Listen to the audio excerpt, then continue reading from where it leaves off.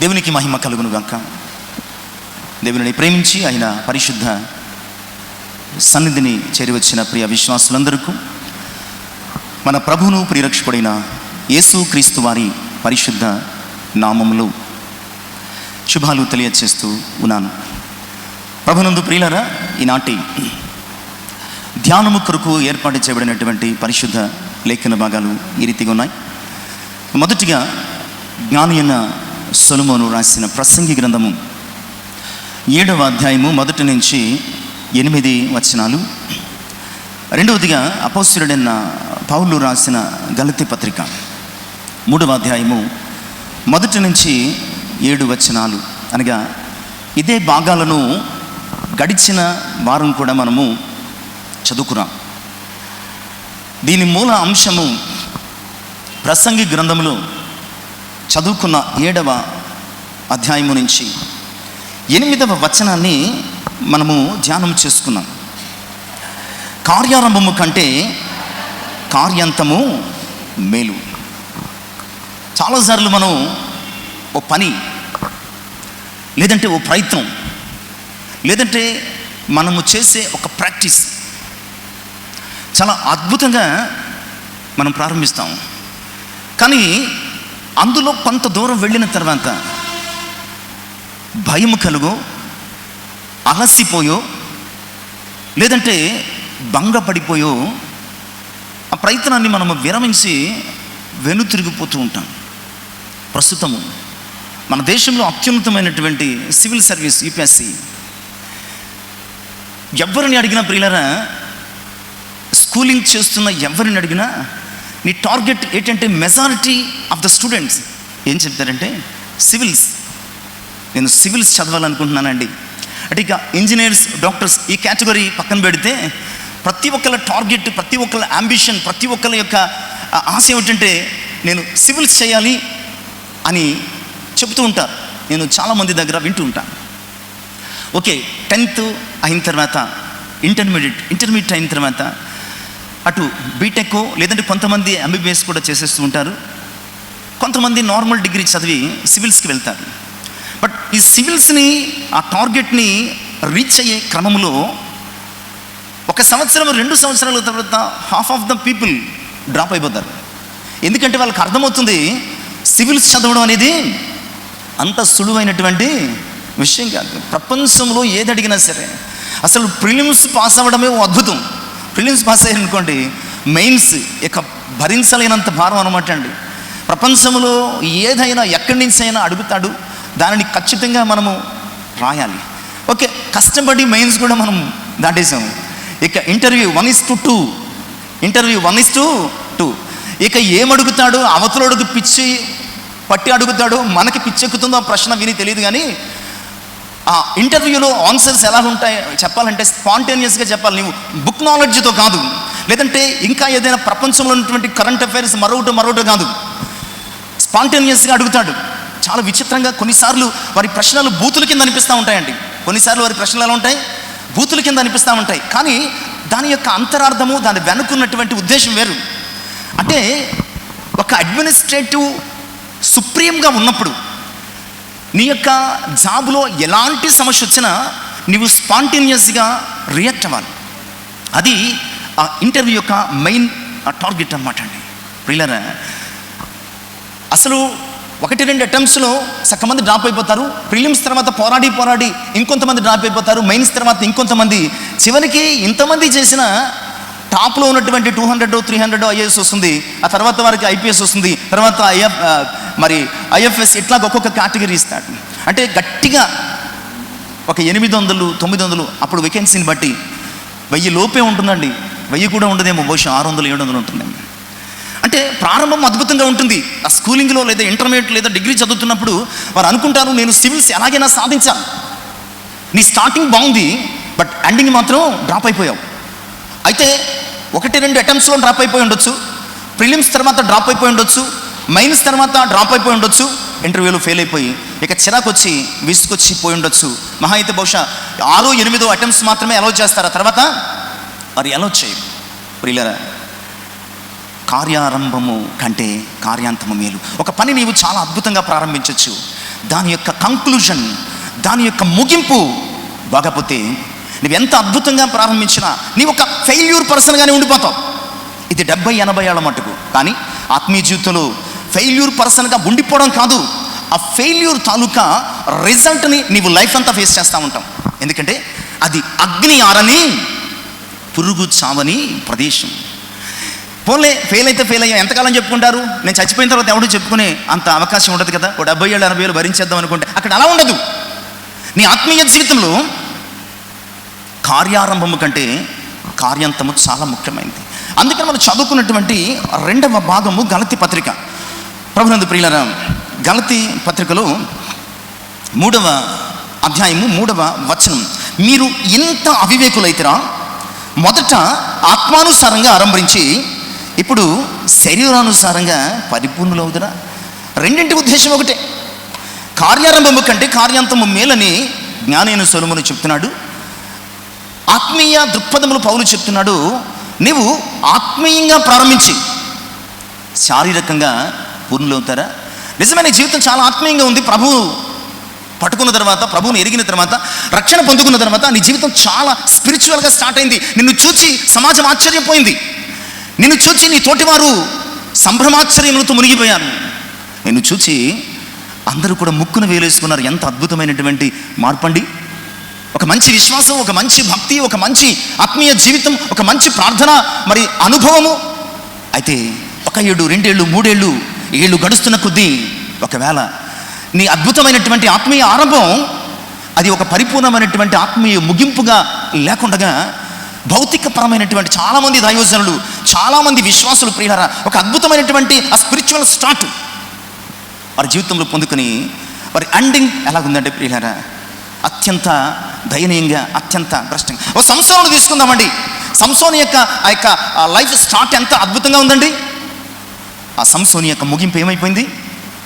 కన్నులు పెరికి వేయబడిన వాడై, దేవుడు ఎడబాసిన వాడై, ఆ దాగోను దేవత గుడిలో కట్టబడి అతని ఎదుట ఆ దాగోను దేవతను ఆరాధిస్తున్నటువంటి ఓ భయంకరమైనటువంటి అనుభవం ప్రియులారా. చాలామంది జీవితాల్లో సౌలు జీవితం ఒక అద్భుతమైనటువంటి మరి ఆ స్పిరిచువల్ స్టార్ట్ ఇచ్చింది. కానీ ముగింపు మాత్రం తన కత్తి చేత తానే పొడుచుకోవలసినటువంటి దుస్థితి. ఇలా పరిశుద్ధ గ్రంథంలో చాలామంది యోధా జీవితాన్ని చూచినప్పుడు, దేమా జీవితాన్ని చూచినప్పుడు, ఇంకా అనేకుల జీవితాన్ని చూసినప్పుడు ప్రియులారా చాలా అద్భుతమైనటువంటి ఆశీర్వాదకరమైనటువంటి వారి జీవితాలను చూసి ఇంత గొప్ప ఆత్మీయ అనుభవం, ఇంత గొప్ప ఆత్మీయ జీవితం, ఇంత గొప్ప ఆధ్యాత్మిక ప్రారంభము నాకు కూడా ఉంటే బాగును అని అనుకునేవాళ్ళం. కానీ చివరికి చాలామంది జీవితాలలో ముగింపు మాత్రం ఆశీర్వాదకరంగా లేదు. ముగింపు చాలా ఆయాసకరంగా, ముగింపు చాలా దుఃఖకరంగా, ముగింపు చాలా వేదనకరంగా, ముగింపు చాలా అసహ్యంగా తయారైనటువంటి అనుభవాలు ఉన్నాయి. ఈరోజు మనము మరలా 2వ భాగంగా మొదటి భాగాన్ని మనం ధ్యానం చేసుకున్నాం గడిచిన వారం. కార్యారంభము కంటే కార్యాంతము మేలు. ఏ విషయాలు మనము ఆలోచన చేస్తాం అని మనము ఒక్కసారి గడిచిన వారాన్ని పరిశీలన చేస్తే కనుక మొదట కలిగిన ప్రార్థనా జీవితం నీవు చివరి వరకు ఉన్నావా లేదా? మనము ధ్యానం చేసినటువంటి మొట్టమొదటి అంశం గడిచిన వారంలో మొదట కలిగిన ప్రార్థనా జీవితం చివరి వరకు నీవు కలిగి ఉన్నావా? మొదట అద్భుతంగా ప్రార్థన చేసే వ్యక్తివి నువ్వు. ఎప్పుడు చూసినా ప్రతిదానికి ప్రార్థన మీదే ఆధారపడ్డావు. బట్ రాను రాను ప్రార్థన అంటే ఏమైపోయింది? నీకు ఒక బోరింగ్ పార్ట్ అయిపోయింది. ఒక విసుపుతో కూడినటువంటి చర్య. ఏం చేస్తాంలే ప్రార్థన, అస్తమాటు ఏం చేస్తాం. కానీ మొదట్లో ఏం చేసేవాడు? ఏం చేసేదానివి? అసలు ఉదయాన్ని ప్రార్థనతో ప్రారంభించావు. భోంచేస్తే ప్రార్థన, మంచినీళ్ళు చేసి తాగితే ప్రార్థన, లేదంటే ప్రయాణం చేస్తే ప్రార్థన, ఎక్కడ ఏ సమస్య వచ్చినా ప్రార్థన, వెంటనే కళ్ళు మూసుకుని ఉన్న చోటనే ప్రార్థన చేసేసే వ్యక్తివి నువ్వు. ఇప్పుడైతే ప్రార్థనకు రావడం అంటే చాలా విసిపెక్కిపోయింది. ప్రియులారా, నీ ప్రార్థన ప్రారంభంలో ఎలాగుందో ఇప్పుడు అలాగే ఉందా నీ ప్రార్థన అనుభవం? అలా లేకపోతే నీ జీవితము చాలా ప్రమాదంలో పడింది. ఎందుకంటే క్రైస్తవ జీవితాన్ని ఎప్పుడు ప్రొటెక్ట్ చేసే అత్యంత అమూల్యమైన అంశం ఏంటో తెలుసండి? ప్రేయర్. నిన్ను జయకరంగా మార్చేది ప్రేయర్ బ్రింగ్స్ విక్టరీ. నిన్ను విజయ పదములోనికి నడిపించేది ప్రార్థన, నిన్ను బలపరిచేది ప్రార్థన, నిన్ను ఆశీర్వదించేది ప్రార్థన, నిన్ను నడిపించేది ప్రార్థన, నిన్ను స్థిరపరిచేది ప్రార్థన, నిన్ను శోధనలో పడకుండా చేసేది ప్రార్థన, నీకు జయాన్నిచ్చేది ప్రార్థన. అసలు నీ జీవితంలో ఈ లోకంలో 70-80 ఏళ్ళ ఈ బ్రతుకును అత్యంత సక్సెస్ఫుల్గా నువ్వు లీడ్ చేయాలంటే కేవలము ప్రార్థన మాత్రమే. అయితే చెక్ చేసుకో, నీవు మొదట ఉండిన నీ ప్రార్థన అనుభవం ఇప్పుడుందా? ఒకప్పుడు ప్రార్థన అంటే పరుగులు పెట్టే వ్యక్తివి, ఇప్పుడు ప్రార్థన అంటే చాలా ఆలస్యం చేస్తున్నాం. ప్రార్థన అంటే నిర్లక్ష్యం చేస్తున్నాం. ప్రార్థనల గురించి పెద్ద ఆసక్తి చూపించడం లేదు. జాగ్రత్త. నీవు ప్రార్థనలో ఫెయిల్ అయితే నీ లైఫ్ ఫెయిల్ అయినట్టే. నువ్వు ప్రార్థనా అనుభవంలో ఫెయిల్ అయితే నీ లైఫ్ ఫెయిల్ అయినట్టు. కనుక నీ ప్రారంభ జీవితంలో ప్రార్థన ఇప్పుడు నువ్వు కొనసాగుతున్నావా లేదా ఆలోచించుకో. ఇక రెండవది మనం ఆలోచన చేసింది, నీవు మొదట కలిగిన ప్రేమను ఇప్పుడు కలిగి ఉన్నావా లేదా. మొదట దేవుడిని చాలా ప్రేమించే వ్యక్తివి నువ్వు. దేవుడు తప్ప ఈ లోకంలోనికి ఏది అక్కర్లేదు. దేవుడు నీవు, దేవుడు నీవు, దేవుడు నీవు, ఇదే జీవితం. ఇప్పుడు దేవుడు తప్ప అన్నీ కావాలి నీకు. దేవుడిని తప్ప ఈ లోకంలో అన్నీ ప్రేమిస్తున్నాం.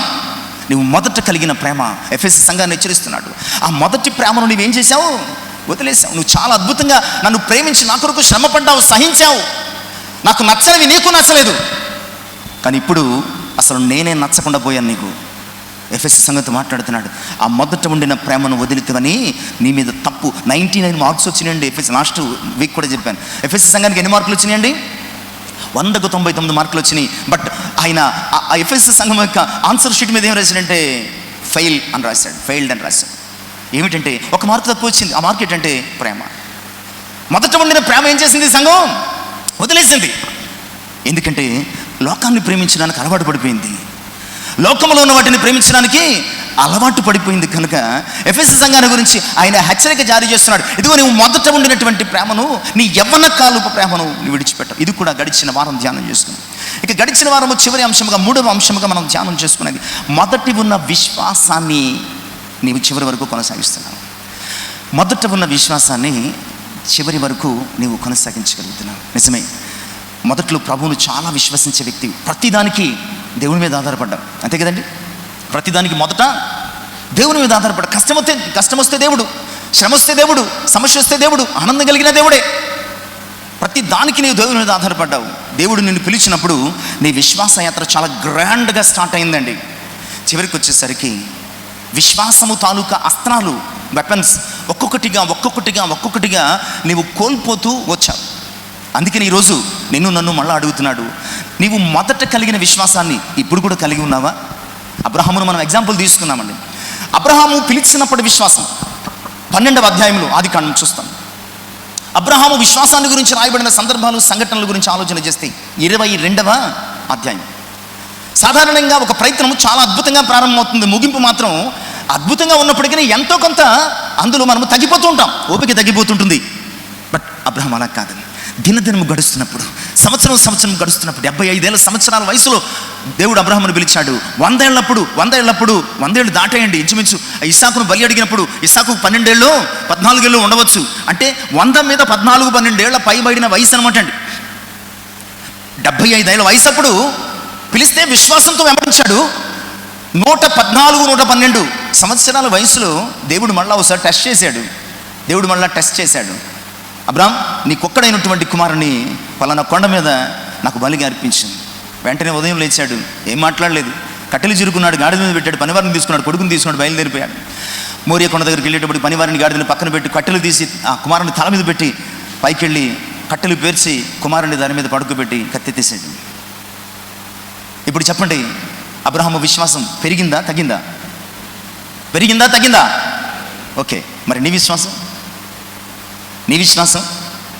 విశ్వాసం పెరిగిందా తగ్గిందా అంటే ఖచ్చితంగా తగ్గింది. ఎందుకంటే ఒకప్పుడు ఏమీ లేనప్పుడు దేవుణ్ణి నమ్ముకున్నావు, ఇప్పుడు అన్నీ వచ్చినప్పుడు నీ చదువును నమ్ముకున్నావు, నీ ఉద్యోగాన్ని నమ్ముకున్నావు, నీ బంధువులను నమ్ముకున్నావు, నీకున్నటువంటి డబ్బును నమ్ముకున్నావు, బంగారాన్ని నమ్ముకున్నావు, నీ అధికారాన్ని నమ్ముకున్నావు. అబ్రహాం అలా చేయలేదు.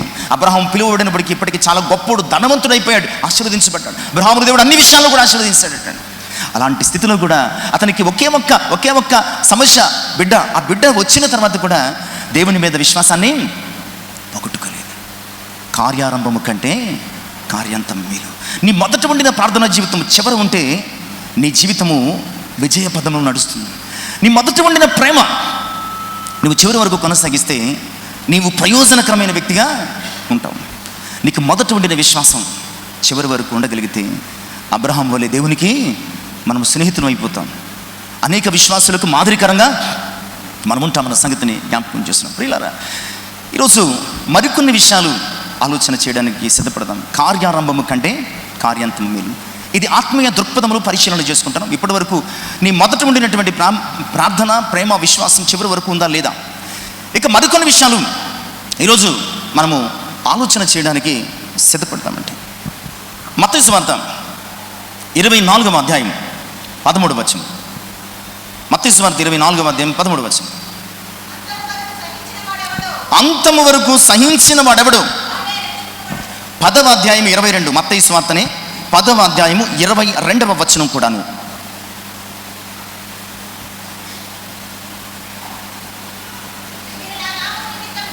మీరు నా నామము నిమిత్తమును అందరి చేత ద్వేషించబడుదురు, అంతము వరకు నువ్వు సహించినవాడు. చాలండి. 24వ అధ్యాయం 13లో ఏమన్నాడండి? అంతము వరకు సహించువాడు. ఇక్కడ కూడా ఏమన్నాడు? ఈ మాట ఎవరు చెప్పారండి? మత్తయి సువార్తలో ఎవరు చెప్పారంటే, వెతుక్కుంటున్నారంటే, మీ యొక్క నాలెడ్జ్కి నా చేతులు ఎత్తి నమస్కారం పెడుతున్నాను. మత్తయి సువార్తలలో ఎవరు చెప్పారని ఒక చిన్న పరీక్ష చేయడానికి ప్రశ్న వేస్తే మీరు మనిషిని వెతుక్కుంటున్నారంటే మీ నాలెడ్జ్కి నా 2 చేతులు ఎత్తి మొక్కుతున్నాను. సువార్తలలో ఎవరు మాట్లాడారు? పైగా ఇలాంటి మాటలు ఎవరు మాట్లాడారు? ప్రభువే కదా. పేతురు మాట్లాడితే ప్రభు ఏమన్నాడు? సాతాన వెనక్కి బొమ్మన్నాడు. ఇది ఆ మాట కాదు. అంతము వరకు సహించిన వాడు రక్షించబడు. ప్రియులారా, నీ కార్యారంభము కంటే కార్యాంతము మేలులో మనము ఈరోజు ధ్యానం చేసుకుంటున్నటువంటి మరికొన్ని అంశాలలో మొట్టమొదటి అంశం ఏంటంటే, నీ సహనము కూడా ఎలా ఉండాలంటే చివరి వరకు నీవు కలిగి ఉండాలి. సహనము, క్రైస్తవునికి సహనం అనేది ఓ ఆభరణం అండి. మొదట చెప్పేవి ఆత్మీయ జీవితంలో మనం సక్సెస్ అవ్వడానికో మరొకటో కానీ, క్రైస్తవ జీవితానికి ఏమైనా ఒక ఆభరణము ఉన్నది అంటే కనుక అది ఏమిటండి? సహనం. ఇది ప్రభువు మనకు అనుగ్రహించినటువంటి ఒక గొప్ప అద్భుతమైనటువంటి వరం. ఇక్కడ ప్రశ్న ఏమిటంటే, అంతము వరకు సహించిన వాడు రక్షించబడనంతే. మొదట నీవు సహనము కలిగి జీవించావు. నీవు రక్షించబడిన కొత్తలో ప్రతి దానికి తగ్గించుకోవడం మొదలుపెట్టాం. ఎవరేమన్నా పర్లేదండి, దానికి మనం ఏముంది, దేవుని ప్రేమతో మనం క్షమించుకుందాం, పక్కన కూర్చొని రండి జరిగావు. ఏదైనా తప్పు జరిగితే పర్వాలేదండి, మనుషులు అన్న తర్వాత తప్పులు జరుగుతాయి, ఇక ఇలా చాలా కబుర్లు చెప్పాము. కానీ ఈ ఆత్మీయ జీవితంలో ప్రయాణమే కొంతకాలం కొంత దూరం వచ్చిన తర్వాత మనలో ఎందుకో ఒక రకమైనటువంటి అసహనం మొదలైంది, ఫ్రస్ట్రేషన్ అనమాట. బహుశా దేవుడు పక్కనోడిని ఆశీర్వదించినట్టుగా నన్ను ఆశీర్వదించట్లేదనో, పక్కనోడికి దక్కినని నాకు దక్కటం లేదనో, లేదా పక్కనోడు అభివృద్ధిని చూసో నాకెందుకు కొంతకాలం అయిన తర్వాత అసహనం ప్రారంభమైందండి. అవునా కాదా చెప్పండి? ప్రారంభంలో చాలా సహనంగా ఉన్నారు మీరు. దేవుని సన్నిధికి వచ్చినప్పుడు, ప్రభువును తెలుసుకున్నప్పుడు, లేదా విశ్వాసంలోనికి వచ్చినప్పుడు, బాప్తిసం తీసుకున్నప్పుడు చాలా సహించారు, ప్రతిదాన్ని సహించారు. పోన్లేండి దానికే ఉంది, పోన్లేండి దానికే ఉంది, పోన్లేండి దానికే ఉంది అంటూ మీరు సహిస్తూ వచ్చారు. మనుషులు కదండి అంటూ మీరు భరిస్తూ వచ్చారు. కానీ ఉండే కొద్దీ నీవు ఎక్స్పెక్ట్ చేసినట్టుగా దేవుని నుంచి నువ్వు పొందుకోలేకపోతున్న కారణం దేవుని తప్పు కదా, నీదే. బట్ దేవుని మీద దానిని వేసేసి నీవు ఫ్రస్ట్రేషన్కి, ఇరిటేషన్కి లోనైపోయి సహనాన్ని కోల్పోతున్నావు. ఇప్పుడు ప్రతిదానికి కూడా బరస్ట్ అయిపోతున్నాం. ప్రతి చిన్న విషయానికి ఇప్పుడు బరస్ట్ అయిపోతున్నాం. ఎవరైనా మాట్లాడుతున్నారు కూడా ఆ మాట నోట్లోంచి బయటకు రాకముందే చిరాకు పడిపోతున్నాం. పక్కన ఎవరైనా కూర్చుంటే లే అన్నాం. నీ జీవితంలో ఎవరు ఎదురుపడినా చాలా అసహనంగాను చిరాగ్గాను.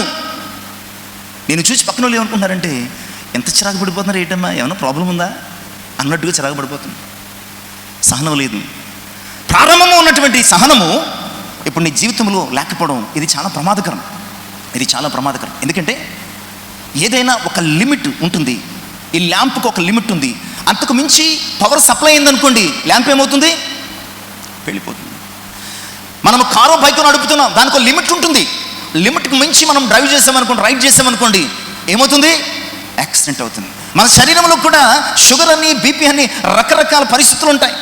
అవి ఆ మోతాదుకు మించి పెరిగిపోయినాయి అనుకోండి, ప్రాణాలు పోతాయి. ప్రియులారా, నువ్వు సహనము వహించకుండా కోపాన్నో, ద్వేషాన్నో, లేదా అసహనంతో కూడినటువంటి అనుభవాలను నీవు ఎక్కువసార్లు నీవు వ్యక్తీకరిస్తున్నావు అనుకోండి, అది నీ ఆత్మీయ జీవితానికి ప్రమాదం. ఎందుకంటే నీ ఎదుట ఆయన నీవు ఎలా సహించాలో మాదిరి ఉంచి వెళ్ళేటట్లు ఒక అద్భుతమైన మాట. ప్రియులారా, హెబ్రీ పత్రిక 12వ అధ్యాయంలో పత్రికాకర్త రాస్తూ ఉంటారండి, ఈ మాటను మనము 2వ వచనపు చివరి భాగం 12వ అధ్యాయం 2వ వచనం. ఆయన తన ఎదుట ఉంచబడిన ఆనందము కొరకై అవమానమును నిర్లక్ష్యపెట్టి సిలువను సహించి దేవుని సింహాసనము యొక్క కుడి పార్శ్వమున అధికారము ఆధిక్యతలు ఊరకే రావు, నీవు సహిస్తేనే వస్తాయి.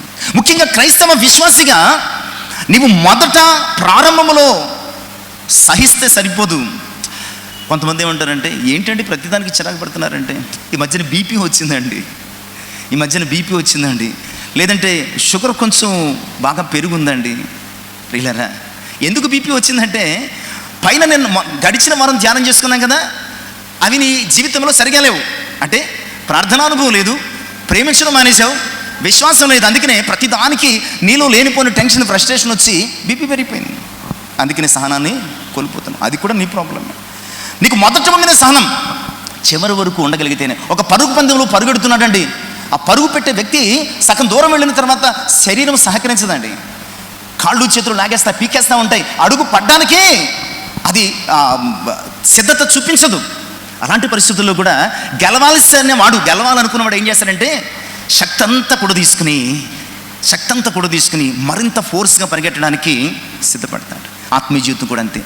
ఆత్మీయ జీవితం ఓ పరుగు పందెం. ఈ లోకంలో పరిగెట్టేవాడు 100 మీటర్స్, 200 మీటర్స్, 500 మీటర్స్, 1000 మీటర్స్, అంతే కదండి. కానీ క్రైస్తవుడు పరిగెట్టేది భూలోకం నుంచి పరలోకం వరకుని. కనుక చాలా సహనం ఉండాలి. ఈ లోకంలో పరుగు పందెంలో కేవలము 100, 200, 500, 1000 మీటర్స్ ఉంటుంది. కానీ బట్ క్రైస్తవుడు మాత్రం ఈ పరుగు పందెము ఎంతవరకు, ఎక్కడి వరకు అంటే నీ జీవితం అంతా పరిగెట్టాలి. ఈ లోకం నుంచి పరలోకం వరకు పరిగెట్టాలి. 100 మీటర్లు పరిగెట్టే వ్యక్తి గెలవాలంటే ఎంత సహనం ఉండాలి.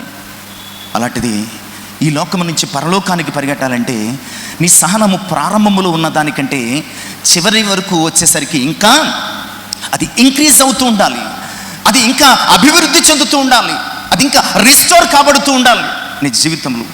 అప్పుడే నీవు ఆ గొప్ప బహుమానాన్ని పొందుకుంటావు. నిజమే కదా. చివరి వరకు సహనంగా ఓపికతో పరిగెడితే బహుమానం వస్తుంది. కనీసం ఫస్టో, సెకండో, థర్డో వస్తుంది. అలా పరిగెట్టకుండా మధ్యలో ఆగిపోతే ఏమవుతుందండి?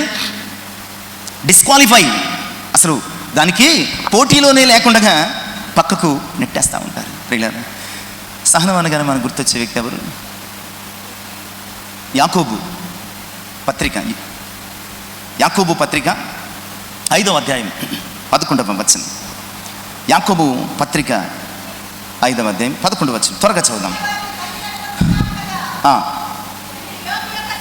సహించిన వారిని ధన్యులు అనుకునిచున్నాము కదా. మీరు యోబు యొక్క సహనము గురించి వింటిరి. చాలండి, మీరు యోబు యొక్క సహనము గురించి విన్నారంతే.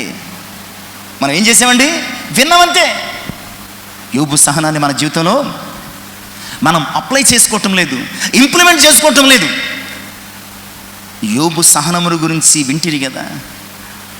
ప్రియులారా, కేవలము యోబు కొరకు పరిశుద్ధ గ్రంథములో 42 అధ్యాయులు ఇచ్చేసాడు దేవుడు. అంటే అతని సహనం ఎంత గొప్పది. యోబు గురించి పరిశుద్ధ గ్రంథములో ప్రియులారా 42 అధ్యాయాల సాక్ష్యం పెట్టాడు. ఒక గ్రంథాన్ని ప్రత్యేకపరిచాడు. జ్ఞాన గ్రంథములలో చాలా ప్రధానమైనది యోబు గ్రంథం. ప్రియులారా, కారణం ఎందుకు తెలుసా? ఏమిటో తెలుసా? యోబు సహనమును గురించి మీరు వింటిరి కదా. యోబు సహనమును గురించి వింటిరి కదా. ఇశ్రాయేలు ప్రజలు వచ్చిన కష్టం వస్తే సనుక్కున్నారండి. యోబు జీవితంలో అన్నీ పోగొట్టుకున్నప్పుడు కూడా అతడు సనుక్కోలేదు. మొదటి అధ్యాయం ఆస్తులు పోయాయండి, ఐశ్వర్యం పోయింది, పశువులు, గొర్రెలు, మేకలు, పనివారు, పంటలు, పొలాలు అన్నీ నశించిపోయాయి. ఫైనల్గా ఒకడొచ్చి, అయ్యా నీ కుమారులు కుమార్తెలు విందు చేసుకుంటే సుడిగాలి దాని మీద కొట్టినందున పైకప్పు వారి మీద పడి అందరూ చనిపోయారు. బాధపడ్డాడు. ఎందుకు బాధ కలగదు? మనిషి కదా, ఎమోషన్స్ ఉంటాయి. అయినప్పటికీ వెంటనే తేరుకుని యెహోవా ఇచ్చాను, యెహోవా తీసుకున్నాడు, యెహోవా నామమునకు స్తుతి కలుగునుగా. నా తల్లి గర్భము నుంచి దిగంబరిగా వచ్చాను, ఇవన్నీ పట్టుకొచ్చానా? ఎంతటి సహనం ఆలోచించండి. నీ జీవితంలో ఒక ఫెయిల్యూర్ వస్తే దేవుని మీద సనుక్కుంటున్నావు, సహనం కోల్పోయి. నువ్వు అనుకున్నది జరగకపోతే పక్కన వాళ్ళని కరిచేస్తున్నావు, సహనం కోల్పోయి.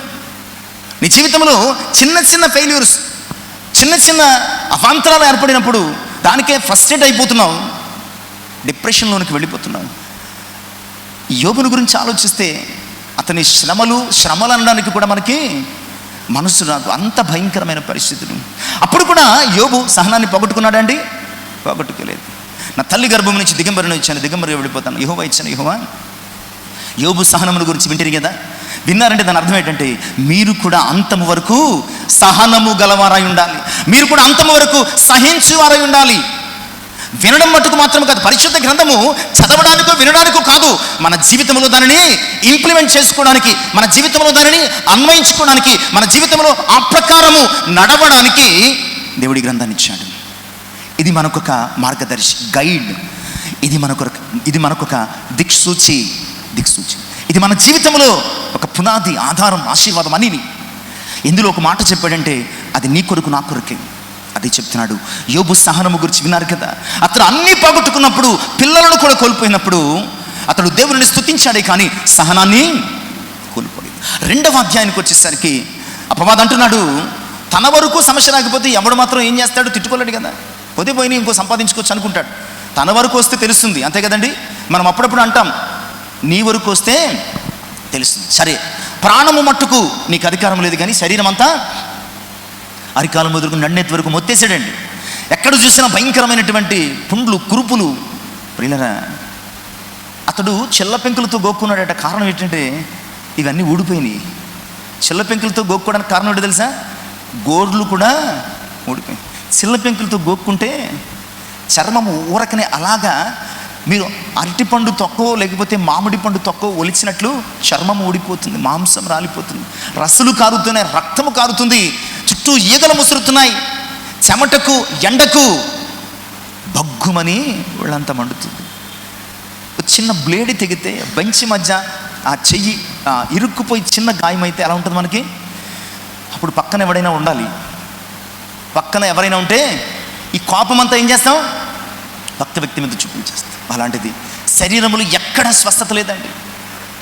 చూడలేక భార్య వచ్చి ఎందుకు వచ్చిన బతుకు, దేవుణ్ణి దూషించి చచ్చిపో, అప్పుడు మాట్లాడుతున్నాడండి యోబు. యెహోవా చేత మేలు అనుభవించ తగుదము కానీ కీడు అనుభవించ తగమా. ప్రియులరా, ఇక్కడ యోబును గురించి ధ్యానం చేసుకుంటున్నటువంటి అంశాలు చాలా ప్రధానమైనటువంటి 2 విషయాలు ఏమిటయ్యా అని ఆలోచన చేస్తే, మొదటి అధ్యాయము 22వ వచనము, 2వ అధ్యాయము 10వ వచనం. ఈ 2 వచనాలలో ఈ అన్ని సంగతులలో యోబు నోటి మాట చేతనైనా పాపం చేయలేదు.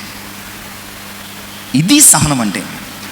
ఇన్ని జరిగాయి, ఇన్ని నష్టాలు జరిగాయి, ఇన్ని శ్రమలు వచ్చాయి, ఇన్ని కష్టాలు వచ్చాయి, ఇన్ని ఇబ్బందులు వచ్చాయి, ఇన్ని బలహీనతలు వచ్చాయి. ఇక తనదంటూ ఏది లేదు, ఒక ప్రాణం తప్ప అన్నీ పోగొట్టుకున్నాడు. ఇప్పుడు కూడా ఏమంటున్నాడంటే, యెహోవా ఇచ్చాడు, యెహోవా తీసుకున్నాడు, ఆయన చేత మేలు తప్ప కీడు అనుభవించదగమా అంటూ మాట్లాడుతూ తన నోటి మాట చేత ఒక్క పాపమైనా చేయలేదండి, ఒక్క తప్పు మాట అయినా మాట్లాడలేదటండి. సహనం అంటే ఇది. కంఫర్ట్ జోన్లో ఉన్నప్పుడు దేవుని ఆరాధించి డిస్కంఫర్ట్ ఫీల్ అయినప్పుడు నువ్వు దేవుని వ్యతిరేకించడం అది సహనం కాదు. అది ఏమవుతుందంటే అవకాశవాదం అవుతుందండి, అవకాశవాదం అవుతుంది. యోబు సహనమును గురించి ఎందుకింత స్పెసిఫిక్గా ఈ సెంటెన్స్ రాస్తున్నాడంటే, యోబు సహనమును గురించి విన్నారు కదా. ఒకసారి ఆలోచించండి, ఏ విషయాలలో, ఎలాంటి అనుభవాలలో, ఎలాంటి పరిస్థితులలో, ఎలాంటి కష్టములో, ఎలాంటి ఇబ్బందులు యోబు సహనము చూపించాడు. ఒక్కసారి ఆలోచించండి ప్రియులరా. నీవు సహించగలవా? నీవు భరించగలవా? నీవు తట్టుకోగలవా? నీవు యోబు వలె ఉండగలవా? కార్యారంభము కంటే కార్యాంతము మేలు. యోబు అన్నీ ఉన్నప్పుడు ఎంత సహనవంతుడిగా ఉన్నాడో చివరి వరకు అంతే సహనంగా ఉన్నాడు. అందుకనే అపవాదితో ఛాలెంజ్ చేశాడు. యోబు సహనం ఏంటో, యోబు భక్తి ఏంటో దేవునికి తెలుసు. ప్రాణమైనా పొగట్టుకుంటాడు కానీ నన్ను యోబు విడిచిపెట్టాడని దేవునికి తెలుసు. అందుకనే అపవాదితో సవాలు చేస్తున్నాడండి. యోబు కూడా అలాగే నిలబడ్డాడు. పైగా అన్ని విషయాల్లోనూ కూడా అతడు మాట్లాడుతూ చివరికి 23వ అధ్యాయం 10వ వచనం వచ్చేసరికి యోబు ఎంత పాజిటివ్గా మాట్లాడతాడంటే, శోధించబడిన మీదట నేను నడుచు మార్గం అంతా నా దేవునికి తెలియను, శోధించబడిన మీదట నేను సువర్ణము వలె. ఈ శోధనంతా, ఈ శ్రమంతా ఎందుకు వచ్చిందంటాడు? నాలో ఇంకా ఏదో మస్తుంది. దేవుడు ఏం చెప్పాడు? యోబు యథార్థవంతుడు, నీతిమంతుడు, భూమి మీద అతని వంటి వాడు ఎవడు లేడు, అతను ఎందుకు చెడుతనం, ఏ చెడుతనం లేదంటాడండి. ఎవరు చెప్పారు ఈ మాట? నా గురించి మీరు, మీ గురించి నేను కాదు. సాక్షాత్తు పరిశుద్ధులైన దేవుడు మాట్లాడుతున్నాడు. భూమి మీద అతని వంటి వారు ఎవ్వరూ కూడా లేరు.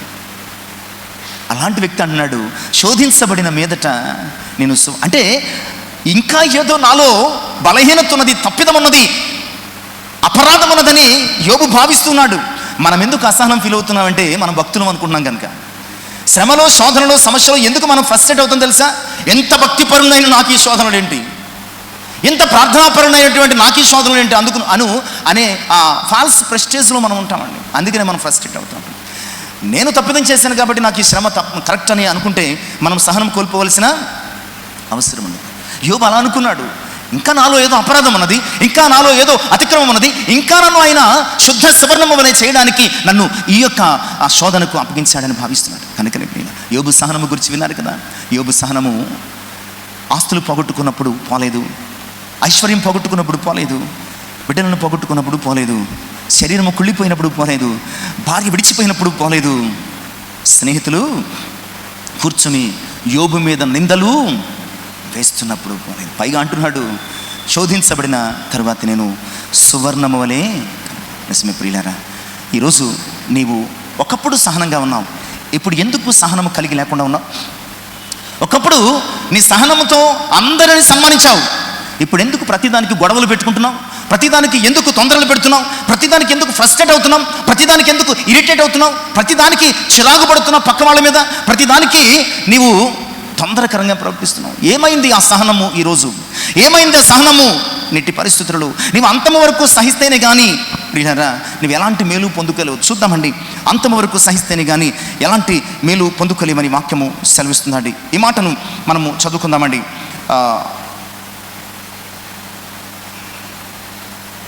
తిమోతి 2వ పత్రిక 2వ అధ్యాయం 12వ వచనం. తిమోతి 2వ పత్రిక 2వ అధ్యాయము 12వ వచనం త్వరగా చదువుకుందాం.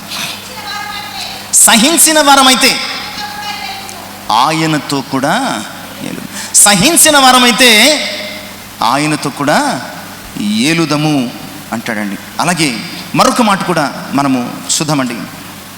యాకోబు పత్రిక 1వ అధ్యాయం 12వ వచనం. శోధన సహించువాడు ధన్యుడు, అతడు శోధనకు నిలిచిన వాడై ప్రభువు తను ప్రేమించు వారికి వాగ్దానము చేసిన జీవకిరీటం. సహించు వారికి జీవకిరీటం అటండి, సహించిన వారికి ఏలే అధికారం అటండి. ప్రియులారా, యోబు గ్రంథము 42:10లో ఇంత సహించిన యోబు జీవితంలో ఎంత ఆశీర్వాదం పొందుకున్నాడంటే అతని క్షేమస్థితి మరలా దేవుడు కలుగు చేశాడు, రెట్టింపు ఆశీర్వాదాన్ని ఇచ్చాడు. యోబు మాత్రమే సహించాడా? ఈరోజు నీ సంగతి ఏంటి? నువ్వు సహించగలుగుతున్నావా? నువ్వు ఒకప్పుడు సహనంగా ఉన్నావు, ఆ సహనం అంతము వరకు పక్కన పెట్టండి. ఇప్పుడు నువ్వు సహనము కలిగిన వ్యక్తిగా ఉన్నావా లేదా? అంతము వరకు పక్కన పెడదాం. ఇక్కడ ఉన్నటువంటి మనము సహనము కలిగి ఉన్నామా లేదా ఆలోచించుకోగలిగితే మన భవిష్యత్తు ఏంటో మనకి అర్థమైపోతుంది. ఇక ఈ సహనము గురించి మొదట కలిగిన సహనము చివరి వరకు ఉండాలి. ఎందుకంటే అంతము వరకు సహించువాడే రక్షణ, లేకపోతే రక్షించబడే అవకాశం పోగొట్టుకుంటాం. ఇక రెండవ వ్యక్తిని కూడా మనం చూద్దామండి. రెండవ వ్యక్తిని కూడా చూద్దాం. ఆదికాండము 49వ అధ్యాయం 22 నుంచి 26 వచనాలు. 22వ వచనం మనం చదివితే మనకు అర్థమైపోతుంది. 49 ఆదికాండము 22వ వచనం. యోసేపు ఫలించడు కొమ్మ, ఊట యుద్ధ ఫలించడు కొమ్మ, అతని కొమ్మలు గోడ మీదకి వ్యాపించును. విలికాండ్రు అతనిని వేధించిరి, వారి బాణములు వేసి అతన్ని హింసించిరి. చాలండి. ఇక సహనముల గురించి మాట్లాడుకోవాలంటే రెండవ వ్యక్తి యోసేపు. మనము యోసేపును సింహాసనం వరకు పరిమితం చేసి చూస్తాం. యోసేపు అనగానే ఐగుప్తు దేశం మీద 2వ అధికారి, అతని కాలు ఎత్తమంటే ఎత్తారు, కాలు దించమంటే దించారు, అంతే కదా. బట్ అక్కడకు వరకు చేరిన ఈ ప్రయాణంలో ప్రారంభం ఎలా ఉంది? తండ్రి చేత అమితంగా ప్రేమించబడ్డాడు, అంతకంటే ఘోరంగా అన్నల చేత ద్వేషించబడ్డాడు. ఎప్పుడైతే తండ్రి ప్రేమకు నోచుకున్నాడో అప్పటి నుంచి అన్నలు అసూయపడ్డారు, పగబట్టారు, అవకాశం కొరకు ఎదురు చూస్తున్నారు. ఎదురు పడినప్పుడల్లా ఏదో ఒక మాటల చేత అతన్ని బాధ పెడుతున్నారు, హింసిస్తున్నారు, దూషిస్తూ ఉన్నారు. ఒక రోజు వచ్చింది, అన్నలుకు భోజనం పట్టుకుని యోసేపు దూరంగా చూచి అన్నలు అనుకున్నారు, కలలు గనువాడు వస్తున్నాడు. ఈరోజు ఎలాగైనా ఇతని చాప్టర్ ఏం చేయాలి? క్లోజ్ చేసేయాలి. వచ్చాడు. అప్పుడు రూబేను భయపడి, ఇతను మాత్రం మీరు చంపొద్దు, ఇదిగో ఇక్కడున్న గుంటలు వేయండి అని చెప్పగానే అతను పట్టుకుని తండ్రి కుట్టించినటువంటి వస్త్రం తీసివేసి ఆ గుంటలో పడేశారు. గుంట అంటే ఏదో చిన్న 2 అడుగులు 3 అడుగులు 10 అడుగులు కాదు. ఆ ఎడారులలో నీరు కొరకు తవ్విన గుంట ఎలా ఉంటుందండి? కొన్ని తాడి చెట్ల లోతులో ఉంటుందండి. పైగా అది ఏ గుంటట? గడిచిన దినాల్లో కూడా మనం జ్ఞాపకం చేస్తాం. ఏ గుంట? నీరు లేని గుంట. నీరు లేని గుంట. నీరు లేని గుంట. ఎడారిలో నీరు లేని గుంట ఎలా ఉంటుందో ఆలోచించండి. ఇసుకంతా మాడిపోయి పెన్నములో వేసినటువంటి పేలవన అయిపోతాడు అనమాట అండి. నీరుంటే కనీసం కాస్త దాహం తీర్చుకుంటూ ఏదో ఓ మూలన ఏదో పట్టుకుని ఉండొచ్చు. అదే సమయంలో రాత్రి అయితే ఆ గుంటలో ఏమొస్తుందో తెలుసా? ఎముకలు కొరికే చలుస్తుంది. ఎడారిలో డే అంతా high temperature, night high weather చల్లబడిపోయి కూల్ అయిపోతుంది అనమాట. ఒక ఫ్రిడ్జ్లో ఉన్నదానికంటే ఎక్కువ భయంకరంగా అయిపోతాం. అలాంటి గుంటలో పడేశారు. తరువాత ఇష్మాయిలీయులను చూసి వారికి అమ్మేశారు. నేను అనుకుంటాను ప్రియులారా, సింపుల్గా పట్టుకుని గుంటలో పడేసి ఉంటారా? కసి తీర కొట్టుండరు. ఎప్పటి వరకు ఉన్నటువంటి ఫ్రస్ట్రేషన్ తీర్చుకోవడానికి కొట్టుంటారు కదా. బైబిల్ కొన్ని విషయాలు మాత్రమే చెప్తుంది, కానీ ఆ అనుభవంలోనికి మనం వెళితే కనుక ప్రియులారా, ఆ ఎక్స్పీరియన్స్ మనము ఒక్కసారి ఇమాజిన్ చేసుకుంటే కనుక ఖచ్చితంగా కొట్టుంటాను. ఎవరు కోపం వచ్చినట్లు, ఎవరి కసి తీరా నీ వల్లేరా. అమ్మ నాన్న 2 అన్నదమ్ములు ఉన్నారనుకోండి, అమ్మ నాన్న పెద్దోడిని అస్తమాడు తిడతా ఉంటారు, చిన్నోడిని ఊరికి ఎందుకు తిడతామని. అమ్మ నాన్న వెళ్ళిపోయిన తర్వాత పెద్దోడు ఏం చేస్తాడు? చిన్నోడిని బాగా కొట్టేస్తాడు. ఎందుకంటే నీ వల్లే అమ్మ నాన్న నన్ను అస్తమాడు తిడుతున్నారు. అక్కడ కూడా అలాగే కొట్టుంటారు, గుంటలో పడేశారు. చివరికి ఇష్మాయిల్కి అమ్మేశారు. ఎక్కడికి వెళ్తున్నాడో తెలియదు, ఎందుకు వెళ్తున్నాడో తెలియదు, ఏమైపోతాడో తెలియదు. వెళ్ళాడు. ఇష్మాయిల్ ఏం చేశారంటే పోతీఫరుకు బానిసలు అమ్మేశారు. చివరిలో పోతీఫరును అమ్మాడేమో కానీ మొదట్లో బానిసగానే చూశాడు. చాలా భయంకరంగా ట్రీట్ చేస్తుంటాడు. తర్వాత ఆ భార్య వేసిన నిందను బట్టి చెరసాలలో, ఐగుప్తు దేశంలో ఒక బయట వ్యక్తి మీద బానిస మీద నిందబడితే శిక్ష ఎలా ఉంటుంది? అక్కడ కూడా బాగా కొట్టుంటారు. చెరసాలలో పడేశారు. చెరసాలలో మేలుందున్నాడు అని మర్చిపోయాడు. ఆలోచించండి ప్రియులారా, యోసేపు ఎంత సహించుంటాడు. అన్నలు గుంటలో పడేసినప్పుడు బతిమలాడు ఉంటాడు, అన్నలారా నన్ను ఎలాగో చేయొద్దని బతిమలాడు ఉంటాడు, సహించుంటాడు. ఇష్మాయిలీలు కమ్మేసినప్పుడు సహించాడు. పోతీఫరుకు బానిసగా వెళ్ళినప్పుడు సహించాడు. అతని భార్య నింద వేసినప్పుడు సహించాడు. చెరసాలలో నిర్లక్ష్యం చేయబడినప్పుడు సహించాడు. ప్రియులారా, అంతము వరకు సహించాడు. అందుకనే అతడు సింహాసనం మీద కూర్చున్నాడు. ఈరోజు ఎందుకు ఈ మాటలు చెప్తున్నానంటే, నీ జీవితంలో శ్రమలు వస్తాయి. యోబు శ్రమల కంటే అవి ఎక్కువ కాదు. నీ జీవితంలో అవమానాలు వస్తాయి. అవి యోసేపు యొక్క అవమానాల కంటే గొప్పవేమీ కావు. నీ జీవితంలో యోబు వంటి మహాశ్రమలు పొందిన దేవుని కృప నీతో ఉంటుంది. నీవు చివరి వరకు సహిస్తే తిరిగి నీకు రెట్టింపు ఆశీర్వాదాన్ని ఇస్తాడు. నీ జీవితంలో యోసేపు వంటి అవమానాలు ఉంటాయి. నీవంతము వరకు సహించగలిగితే నిన్ను అత్యంత అధికమైనటువంటి స్థానంలో యోసేపును కూర్చోబెట్టినట్లు కూర్చోబెడతారు. ఇంకొక వ్యక్తిని కూడా మనం చూద్దామండి. ఆదికాండము 26వ అధ్యాయం 23వ వచనం. ఆదికాండము 26:23. ఇక్కడ ఎవరు కనబడుతున్నారంటే అబ్రహాము కుమారుడైన ఇస్సాకు కనబడుతున్నాడు. ఇతనేంటండి గోల్డ్ స్పూన్తో పుట్టాడు అని అనుకుంటారేమో. ఓకే, గోల్డ్ స్పూన్తోనే పుట్టాడు. బట్ ఇతడు పరాయి దేశంలో ఉన్నాడు, ఫిలిస్తీన్ల దేశంలో ఉన్నాడు. కొంతకాలం వరకు ఫిలిస్తీన్లు బాగానే చూశారు. అబ్రహాముకు భయపడు, ఇతని వలన మనకి ఇబ్బంది ఏమీ లేదనుకున్నారు. ఫిలిస్తీన్లు బాగానే చూశాను. ఆ తర్వాత ఇతడు విత్తనం వేసి 100 ఫలం పొంది క్రమక్రమంగా అభివృద్ధి పొంది గొప్పవాడైన తర్వాత ఇస్సాకును చూసిన వారంతా ఏమయ్యారండి? అసూయపడి మా దేశం నుంచి నీవు వెళ్ళిపోమన్నారు.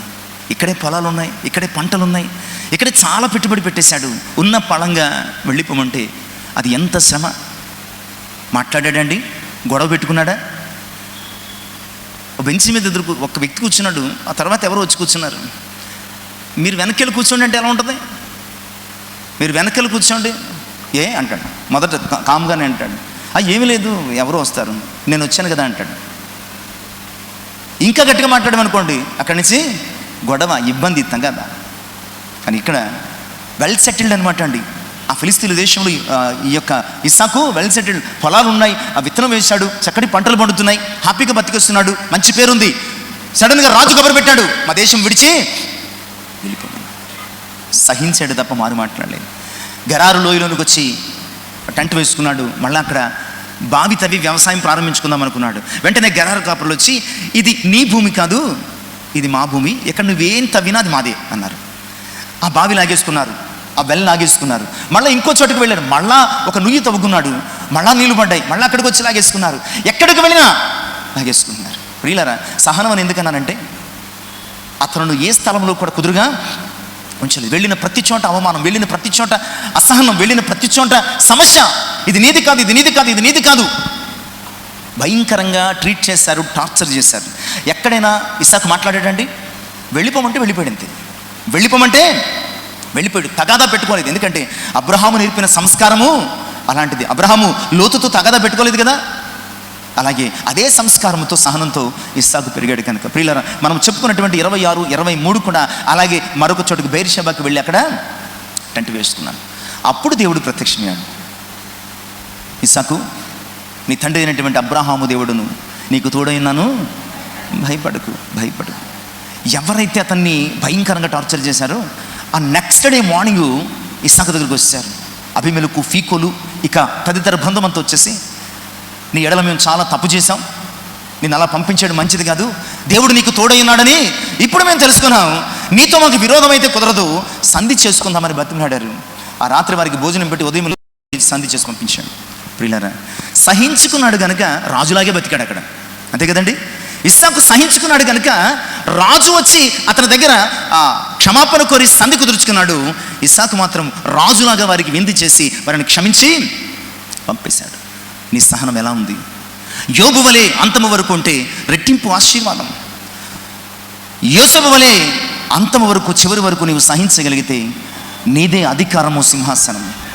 అలాగే ఇస్సాకు వలె నీవు చివరి వరకు సహించుకోగలిగితే ఎవరైతే నిన్ను ఇబ్బంది పెట్టారు, ఎవరైతే నిన్ను అవమానించారు, ఎవరైతే నీకు తొందర కలుగు చేశారు, ఎవరైతే నీ పట్ల అనుచితంగా ప్రవర్తించారు, వాళ్ళని పాదాల దగ్గరకు వచ్చి నిన్ను క్షమాపణ కోరతారు అన్న సంగతిని వాక్యం ద్వారా జ్ఞాపకం చేస్తుంది. ఇక ఈనాటి ధ్యానంలో చివరి వ్యక్తిని కూడా వచ్చారు. ఇదంతా సహనం గురించి మాట్లాడుకో. అంతము వరకు సహించువాడే రక్షించబడతాడు. యోబు సహించాడు, యోసేపు సహించాడు, ఇస్సాకు సహించాడు. ఇక చివరిగా 40వ సంకీర్తన మొదటి 3 చరణాలు చదువుకుందామండి. యెహోవా కొరకు నేను సహనముతో కనిపెట్టుకుంటుని, ఆయన నాకు చెవియొగ్గి నా మొర్ర ఆలకించెను. నాశనకరమైన గుంటల నుండి, చికటగల దొంగ ఊబి నుండి ఆయన నన్ను పైకి లేవని, నా పాదములు బండ మీద నిలిపి నా అడుగులను స్థిరపరిచి స్తోత్ర రూపమగు క్రొత్త కీర్తన నోట చాలండి. ఈ కీర్తన ఎవరు రాస్తున్నారండి? దావీదు. ఇక దావీదు సహనాన్ని గురించి ప్రతి కీర్తనలోనూ, ప్రతి చారిత్రాత్మకమైనటువంటి గ్రంథాలను కనబడుతున్నాయి. ఒకటి కాదు. ఇంట్లో అన్నలందరినీ పట్టించుకున్నాడు తండ్రి, దావీదుని మాత్రం పట్టించుకోలేదు. అయినా ఎప్పుడు కూడా బాధపడలేదు. సాక్షాత్తు దైవజనుడు వచ్చి దావీదును పట్టించుకోలేదు, అయినా కోపగించుకోలేదు. గులియాతు సవాలు చేసిన సందర్భంలో చూడడానికి వెళితే, నీవు చాలా చెడ్డ వ్యక్తివి, నీ హృదయంలో ఉన్నటువంటి ఆ దుష్ట ఆలోచన నాకు తెలిసని తిట్టాడు. ఆ తర్వాత గొలియాతును జయించిన తర్వాత సౌలు చాలా ఇబ్బందులు పెట్టాడు.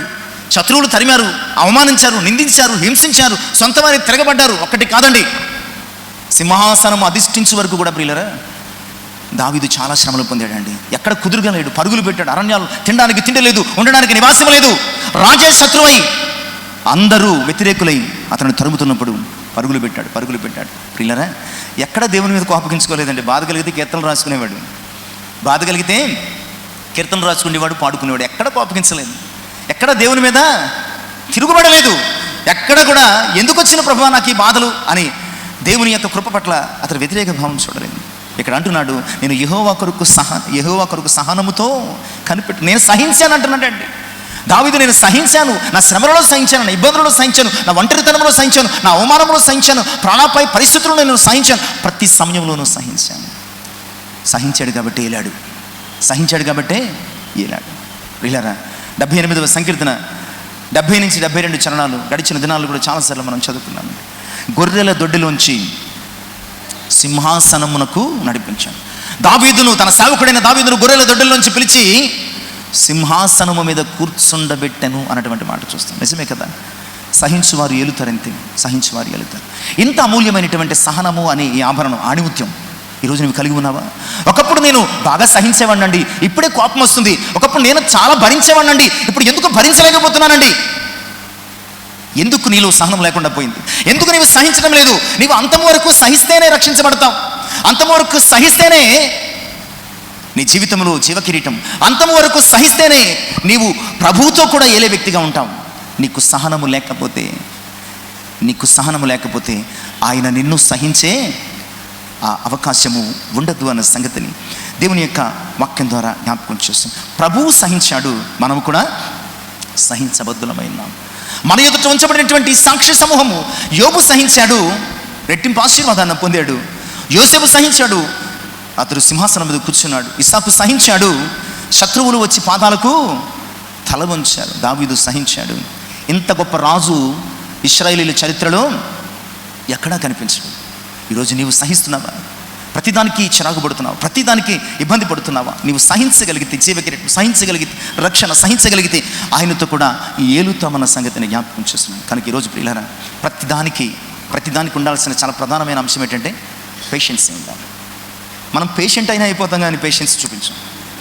పేషెంట్ అయినా అయిపోతాం, బీపీ తెచ్చుకుని, షుగర్ తెచ్చుకుని, అది తెచ్చుకుని, ఇది తెచ్చుకుని పేషెంట్ అయిపోవడానికైనా సిద్ధం, కానీ పేషెన్సీ మాత్రం మన జీవితంలో చూపించాం. ప్రియులారా, ఈరోజు ఆత్మీయ దృక్పథంలో కాదండి, కొంచెం పేషెన్సీ ఉంటే నీ లైఫ్ చాలా హ్యాపీగా ఉంటుంది. ఎందుకంటే పేషెన్సీ ఉంటే బీపీ రాదు, పేషెన్సీ ఉంటే షుగర్ ఫ్లక్చువేట్ కాదు, పేషెన్సీ ఉంటే గ్యాస్ట్రైటిస్ అసలు రాదు కదండి. ఎక్కువ నువ్వు కోపడితే లోపల గ్యాస్ ఫామ్ అయిపోతుంది, తెలుసా మీకు? అది ఏమి తినవసరం లేదు. నువ్వు ఊరికి ఆందోళన వచ్చేంత లోపల గ్యాస్ ఏమవుతుంది? ఫామ్ అయిపోతుంది, గ్యాస్ట్రైటిస్ వస్తుంది. ఇక ఒకటి కాదండి, నువ్వు ఎక్కువ సహనం లేకుండా ఎక్కువ టెన్షన్ పడిపోతుంటే ఆ బ్రెయిన్లో ఏమైపోతే క్లాట్స్ వస్తాయి, లేకపోతే ఇంటర్నల్ బ్లీడింగ్ జరుగుతుంది, ఇంకా రకరకాల జబ్బులు అండి బాబు. అన్ని జబ్బులకి కారణం ఏంటంటే ఈరోజు పేషెన్సీ కోల్పోం. ఒకప్పుడు పూర్వతరం వారు చాలా పేషెన్సీగా ఉండేవారండి, చాలా సహనంగా ఉండేవారు. ఎలాంటి టెన్షన్స్ ఉండేవి కాదు, హ్యాపీ లైఫ్, పరిపూర్ణ ఆయుష్కరే, సంపూర్ణ ఆరోగ్యంతో వారు లైఫ్ లీడ్ చేసేవారు. ఇప్పుడు చిన్నపిల్లల దగ్గర నుంచి కూడా సమస్యలే. కారణం సహనం లేదు. పిల్లల దగ్గర నుంచి పెద్దోళ్ళ వరకు సహనం లేదు, పిల్లల దగ్గర నుంచి పెద్దోళ్ళ వరకు సహనం లేదు. నీవు అంతం వరకు సహనం కలిగి ఉంటే ఆరోగ్యంగా ఉంటావు. ఫస్ట్ థింగ్, మిగతా విషయాలు పక్కన పెడతాం. నీవు అంతం వరకు సహనంగా ఉంటే ఆరోగ్యంగా ఉంటావు. అంతం వరకు సహనంగా ఉంటే నీ రిలేషన్స్ని కాపాడుకుంటావు, నీ సంబంధాలు బాగుంటాయి. అంతం వరకు సహనంగా ఉంటే ప్రియ విశ్వాసి హాయిగా పడుకుంటావు. నువ్వు ప్రతిరోజు రాత్రులు చక్కగా నిద్రపోతావు, ఏం టెన్షన్స్ ఉంటుంది. అంతవరకు నీవు సహించగలిగితే అన్నిటికంటే ముఖ్యంగా ఆయనతో ఉంటాం. ఎందుకంటే సహించు వారికి మాత్రమే ఆయనతో ఉండే భాగ్యం. చివరి వరకు సహనము కలిగి ఉండే వారికి మాత్రమే ఆయనతో ఉండే భాగ్యం. అందుకని నా నిమిత్తము జనులు మిమ్మల్ని నిందించి, హింసించి, మీ మీద అబద్ధముగా చెడ్డమాటలు పలుకున్నప్పుడు మీరు ధన్యులు, సంతోషించి ఆనందించండి. పరలోకమందు క్రైస్తవునిగా నీకు శ్రమ వచ్చినప్పుడు సహించు, హింస వచ్చినప్పుడు సహించు, బాధ వచ్చినప్పుడు సహించు, భయము కలిగినప్పుడు కూడా సహించు. జీవకిరీటము నీదే, ఆయనతో ఏలే భాగ్యము నీదే, ఆయన కృపలో నిలిచే భాగ్యం ఇది. కనుక ప్రియులారా, కార్యారంభము కంటే మొదట సహనంగా ఉన్న నీవు ఎందుకు ఉండలేకపోతున్నాను చెక్ చేసుకో. నీ ప్రాబ్లం నీకే అర్థమవుతుంది. ఆ ప్రాబ్లం ఏంటో దానిని నీవు రూల్ అవుట్ చేసుకుని దానిని విడిచిపెట్టు. నీవు మరలా సహనముతో కొనసాగగలుగుతాం. సహనముతో నీవు ఉంటే మనసు బాగుంటుంది, శరీరం బాగుంటుంది, ఆత్మ కూడా బాగుంటుంది. బాగుండాలంటే మొదట ఉండిన సహనం చివరి వరకు కొనసాగించాలి. అట్టి సహనము మన జీవితంలో, క్రీస్తు యేసు సహనము మన జీవితంలో పరిశుద్ధాత్మను అనుగ్రహించుటకు ఈ మాటలు మన హృదయంలో ఫలింపచేయను గాక. ఆమేన్. తల నుంచి ప్రార్థన చేసుకుందాం. మహోన్నతుడము, మమ్మల్ని మిక్కిలి ప్రేమించిన తండ్రి, మీకు వందనాలయ్యా. నిజమే, మీ ఎదుట ఉంచబడినటువంటి పందెమందు ఓపికతో అయా సిలువను సహించి అయా పరలోక సింహాసనమును అధిష్ఠించిన యేసయ్య, మిమ్మల్ని రక్షకునిగా కలిగి మీ సహనాన్ని మేము అలవర్చుకోలేకపోతున్నాం. ప్రతి చిన్న విషయానికి విసుకుంటున్నాం, ప్రతి చిన్న విషయానికి టెన్షన్ పడుతున్నాం, ప్రతి చిన్న విషయానికి సహనాన్ని కోల్పోతున్నాం, ప్రతి చిన్న విషయానికి కాని మాటలు మాట్లాడుతున్నాం, ప్రతి చిన్న విషయానికి అయ్యా ఇదిగో ప్రభా పక్క వ్యక్తితో గొడవ పెట్టుకుంటున్నాం. ప్రతి చిన్న విషయానికి అయ్యా సహనము అనే ఈ ఆత్మీయ ఆభరణాన్ని, మీ గుణాన్ని మేము పోగొట్టుకోవడానికి సాతానుడు మాలో అనేకమైనటువంటి అసహనకరమైన అనుభవాలను కలుగు చేస్తున్నాం. ఆ సత్యమును గ్రహించి ప్రభా, సాతాను కలిగించు అసహనాన్ని విడిచిపెట్టి మీరు అనుగ్రహించు సహనాన్ని మాకు బోధించండి. అట్టి సహనము మేము చివరి వరకు కలిగి మీ యొక్క సహవాసములు, సన్నిధిలో సమస్త కృప మహదైశ్వర్యము పొందుకున్నట్టుకు సాయం. విన్న వాక్యము సహనము గురించి ఆలోచించే జ్ఞానాన్ని కలుగు చేయండి. సహనమును ప్రాక్టీస్ చేసే అనుభవాన్ని కలుగు చేయండి. అయ్యా మీ అందరి సహనముతో మేము జీవించుటకు కృప చూపించమని, విన్న వాక్యం చేత మాలో సహనాన్ని పెంపొందింపచేయమని, సమస్త మహిమ ఘనత ప్రభావం మీరే పొందమని యేసయ్య నామమున ప్రార్థించి వేడుకొనుచున్నాను తండ్రి. ఆమేన్. దేవునికి మహిమ కలుగును గాక. దేవుడు మిమ్మల్ని దీవించి ఆశీర్వదించును గాక. ఆమేన్.